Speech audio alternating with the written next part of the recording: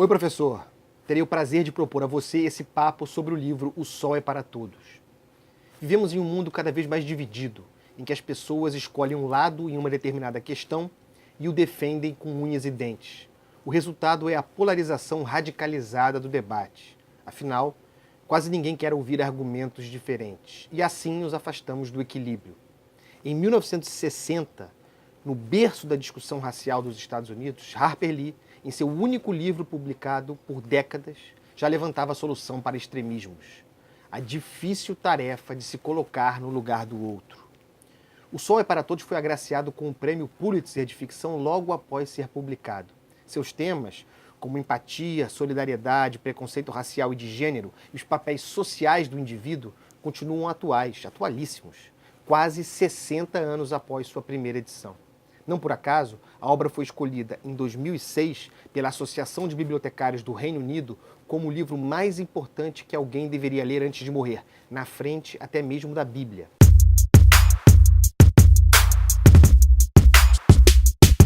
Harper Lee nasceu em 1926, na cidade de Monroeville, no Alabama, estado do sul dos Estados Unidos. Seu pai era ex-editor de jornal e advogado, e sua mãe, dona de casa. Desde cedo, a autora manifestou interesse pela literatura, mesmo que seu pai insistisse para que se dedicasse a uma carreira na advocacia. Embora tenha chegado a cursar a faculdade de Direito, suas atividades na época estavam mais relacionadas ao jornal da escola e Harper Lee não chegaria a se graduar. Depois de passar um período estudando sobre civilizações europeias e de ter trabalhado como agente de viagens, Lee concluiu o rascunho do que viria a ser sua obra definitiva. Originalmente intitulado Vá, Coloque um Vigia, o livro foi rejeitado pela editora, que o considerou apenas um punhado de relatos sem consistência de um autor estreante. Ela, no entanto, lapidou o texto, trabalhou nele até a forma final, por quase longos 2 anos, e conseguiu finalmente que fosse publicado. O romance, obra de estreia, acabaria ganhando, como já dito, o Prêmio Pulitzer de Literatura de 1961. O sucesso avassalador de público e crítica acabou se revelando mais intimidador do que Lee poderia imaginar, e ela nunca mais ficou satisfeita com os rascunhos de seus livros posteriores.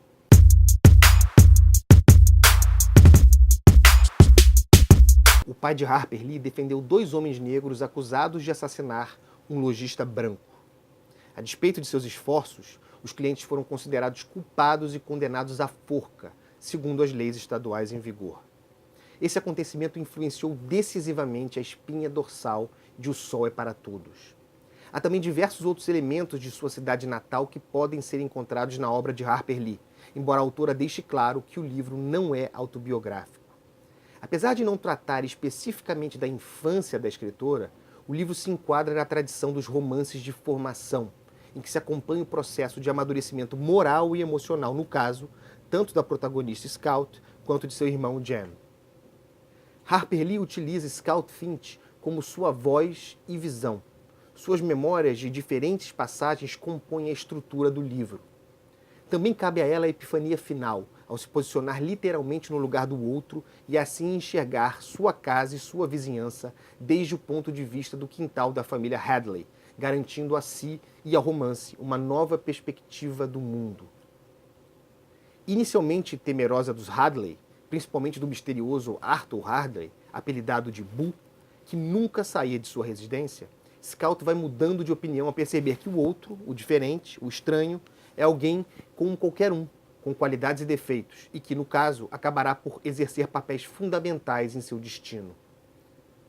O compasso moral de Scout e de seu irmão Jem repousa em Atticus Finch, o pai advogado, dotado de uma profunda convicção da igualdade de direitos de todos os cidadãos da pequena Maycomb.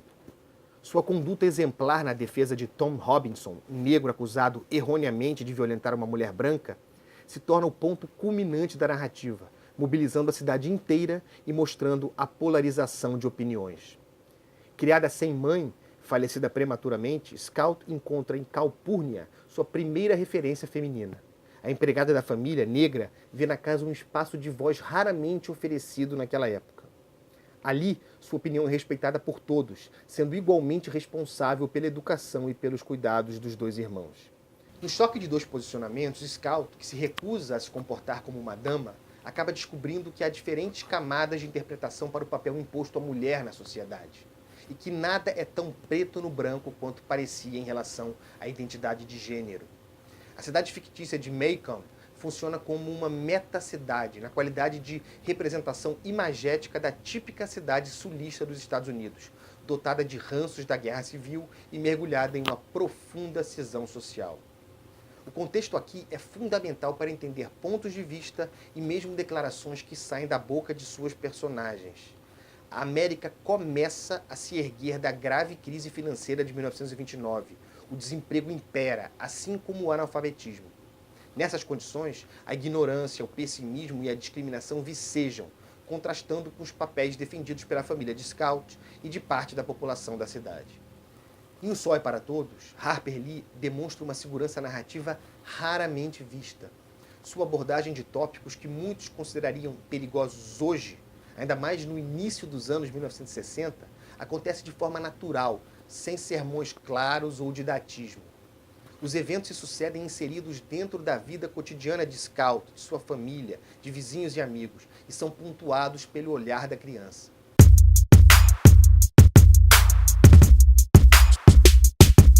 Professor, para o trabalho com O Sol é para Todos, de Harper Lee, você pode pedir um relato, oral ou escrito, a respeito de um momento de discriminação sofrido ou presenciado pelos alunos. Desde que exponham suas experiências, estimule-os a falar e debater entre si, a enfrentar e tentar compreender suas próprias reações aos incidentes relatados e a postura da sociedade diante do ocorrido. Eles estarão exercitando, além da expressão verbal, o sentimento de irmandade e pertencimento tão importantes para o protagonismo infantil. O livro enseja boa oportunidade para, explorando a rica iconografia da época, mergulhar nos Estados Unidos dos anos 1930, uma sólida chance de discutir a miséria decorrente de crises econômicas e de perceber, por exemplo, nas diferenças de vestimentas, as diferenças entre brancos e negros, ricos e pobres.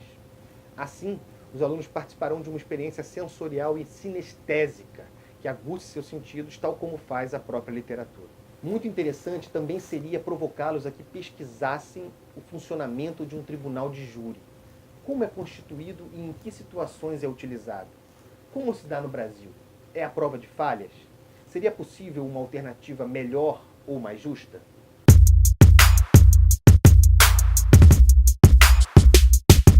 Professor, vou propor algumas entre dezenas de possibilidades de atividades que ampliam o alcance da leitura e valorizam a relação do estudante com a literatura.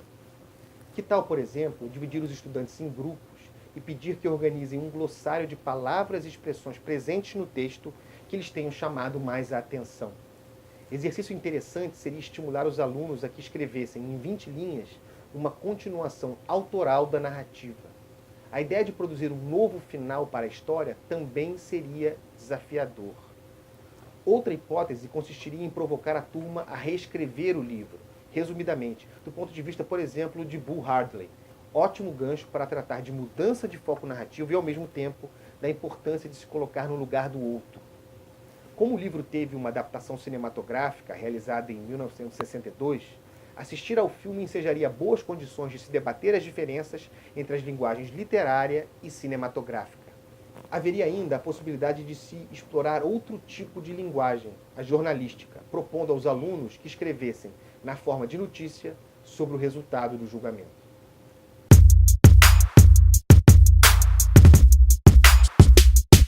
O Sol é para Todos, de Harper Lee, apresenta informações complementares que podem servir de base para um trabalho interdisciplinar.